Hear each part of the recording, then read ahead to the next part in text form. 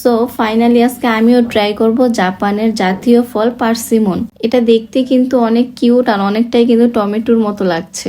এই ফলটা কিন্তু অনেক হাইপে আছে, তো ফার্স্ট টাইম আমিও ট্রাই করবো আর তোমাদের সাথেও শেয়ার করব। এই ফলটা কাটার সময় কিন্তু এতটা হার্ড না, আর এটার উপরে খোসাটা কি খায় নাকি জানি না। ওয়াও, কাটার পরে দেখো ভিতরে কিন্তু অনেকটাই ছবেদার মতো লাগছে।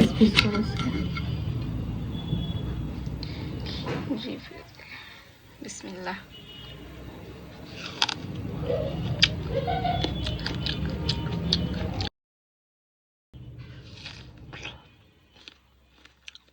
অনেস্টলি বললে কিন্তু এই ফলটা অনেক মিষ্টি আর এই ফলটা অনেক মজার একটা ফল।